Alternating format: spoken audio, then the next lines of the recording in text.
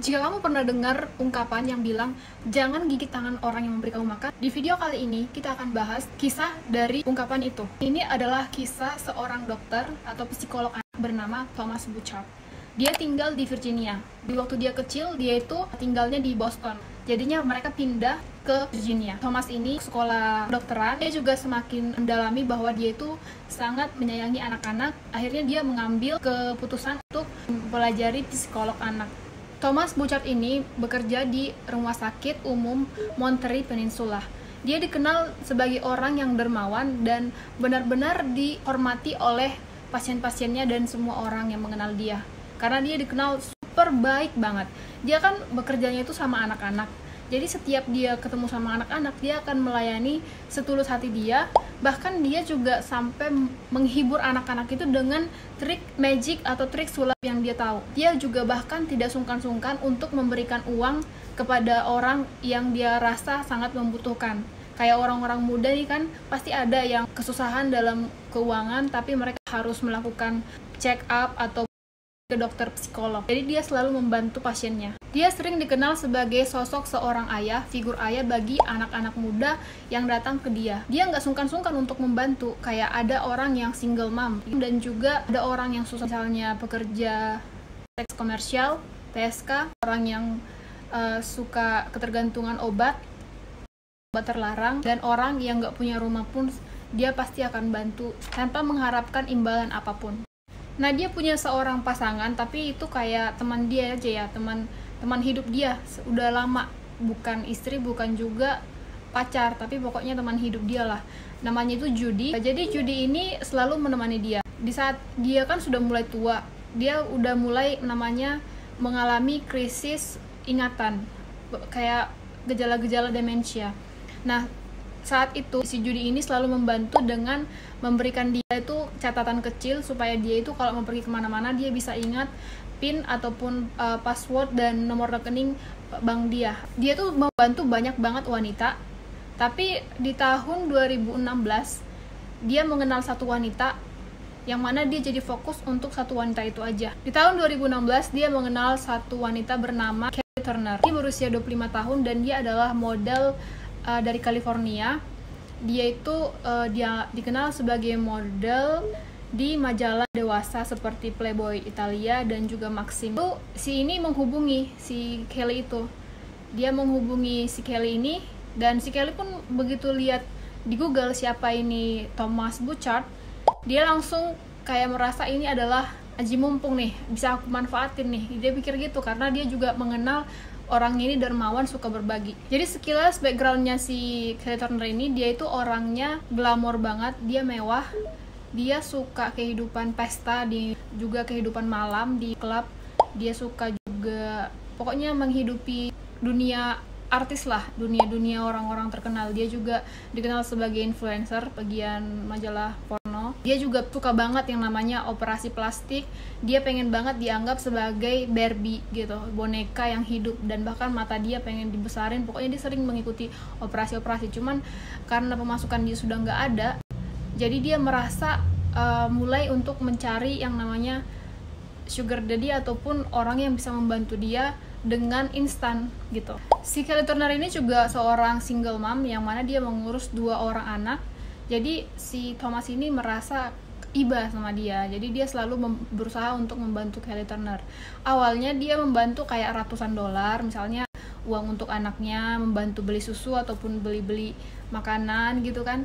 Terus terakhir malah ngasih banyak. Si Kelly bilang nggak cukup gitu, jadi yang ada malah ngasih 1.000 bahkan ribuan lah lebih dolar untuk dia. Dan bahkan udah kayak uang bulanan dia pun sudah dipikirkan oleh si Thomas Bouchard ini. Jadi kehidupan si Kelly Turner ini juga diketahui dia tuh kan suka di klub ya, klub malam.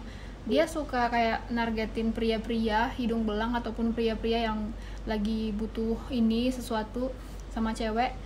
Dia selalu merasa kehidupan dia tuh di situ, di klub itu. Misalnya dibayarin minum atau beli-beli gaun terbaru. Karena dia kan sudah semakin menua juga. Dia merasa kompetitor dia, orang-orang muda udah lebih tersaingi. Dia udah nggak laku lagi di dunia malam itu. Jadi dia selalu berusaha untuk menghidupi kebutuhan dia dengan cara apapun. Dan dia pun di tahun 2018, di akhir tahun itu, dia pindah ke Las Vegas. Dia memberitahu hal itu ke Thomas Bouchard agar si Thomas ini juga membantu dia saat dia mau pindahan. Semua kan dibayarin oleh si Thomas Bouchard ini kepada si Kelsey Turner. Jadi dari bayar sewa dia, dari kebutuhan apa dia.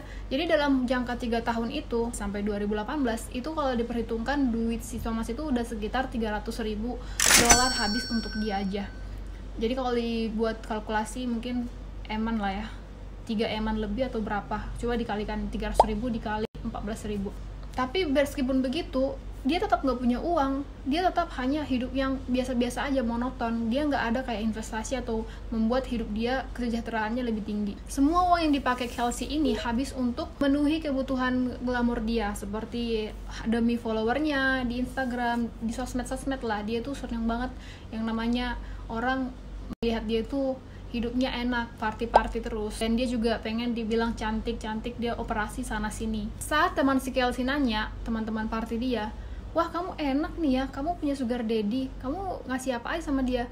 Hah? Enggak, aku gak pernah ngasih apa-apa sama dia. Dia itu fans banget sama aku, dia tuh suka banget sama aku, kayak gitu. Jadi dia bilang sama temennya, si Thomas Bouchard ini suka banget sama dia.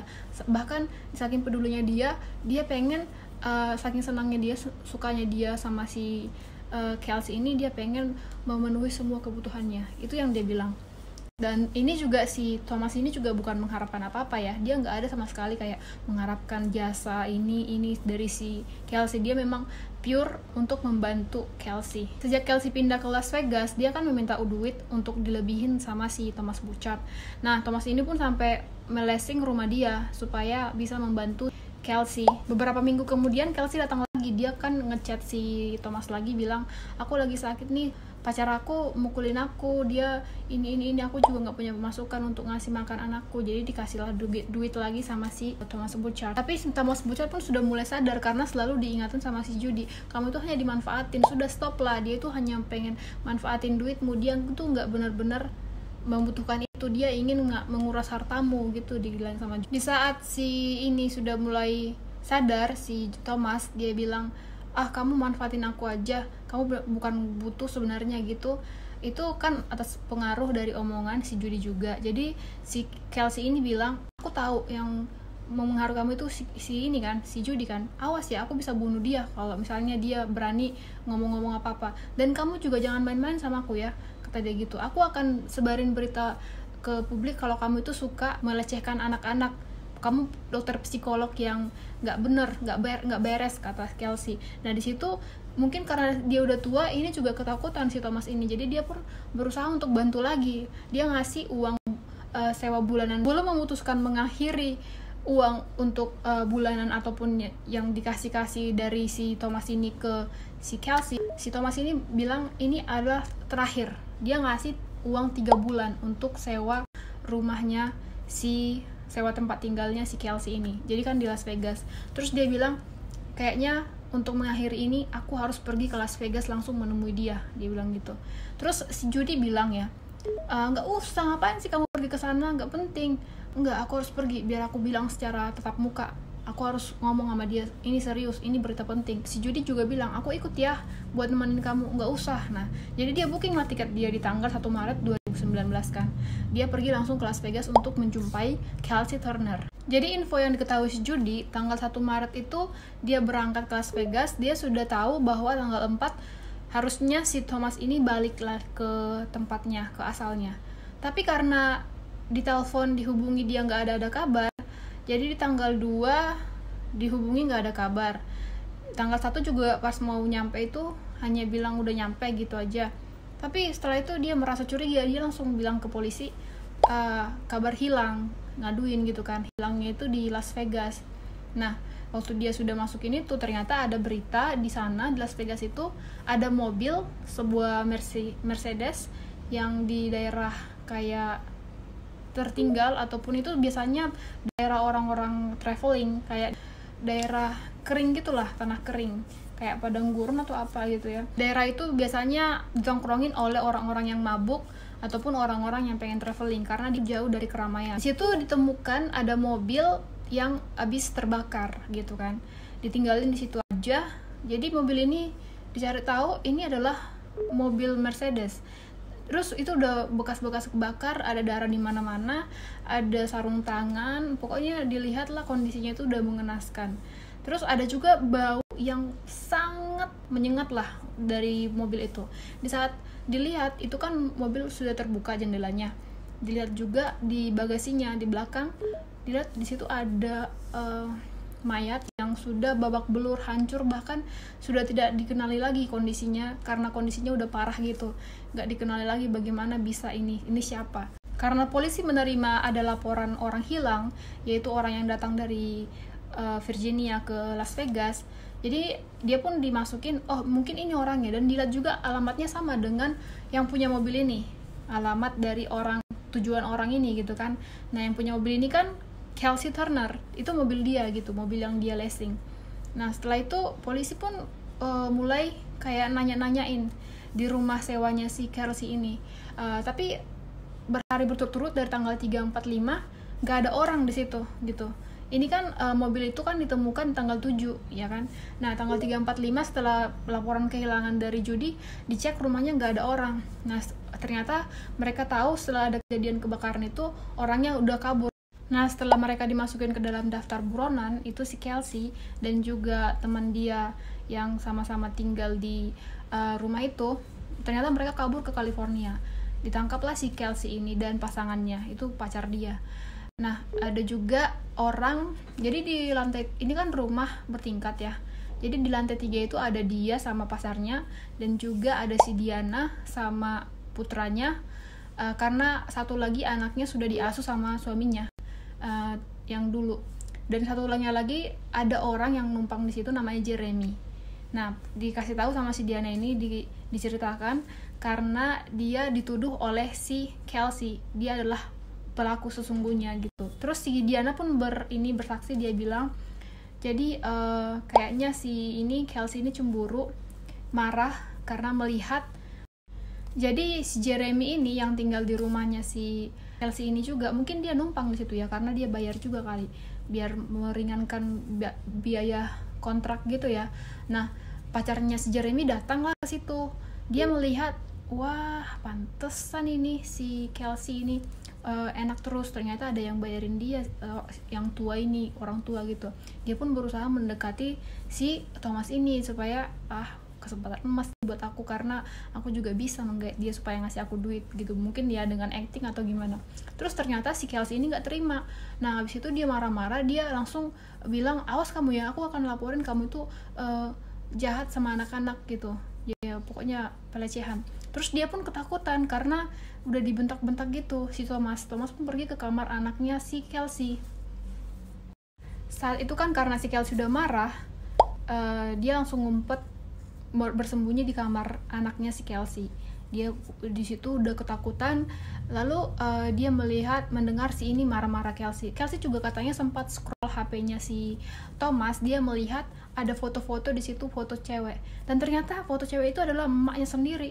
Emaknya juga dikasih duit tuh sama si Thomas. Nah si Kelsey ini makin marah, dia kayak gak terima kalau Thomas ini ngasih duit ke semua orang, mungkin mau dia tuh ngasih sama aku aja gitu. Nah dia pun menghasut si John, pacarnya itu, untuk menghabisi dia. Udah dibawa lah ini baseball, pukulan itu kan, kayunya itu, terus didobrak pintu itu, langsung dipukuli lah dia.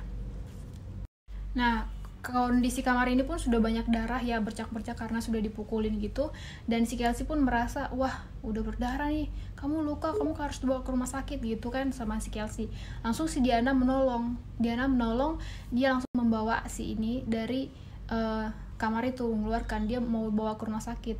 Nah di saat dia turun tangga mau ke garasi, ternyata si Kelsey ini punya rencana lain. Dia sudah siap nih, dia kan gak bisa bawa mobil si Diana, jadi dia udah siap untuk nunggu. Tapi ternyata si Kelsey ini punya rencana lain. Langsung kayak diketahui sama si Thomas yang udah babak belur, dia bilang kata-kata karena sakitan gitu, kayaknya aku akan dibunuh, kata dia gitu sama si Diana. Dan Diana pun kaget, langsung si Kelsey nyuruh Diana keluar dari mobil. Nah setelah itu waktu si Diana naik ke tangga, dia sempat mendengar si Kelsey ini ngomong sama pacarnya itu udah habisi aja dia gitu.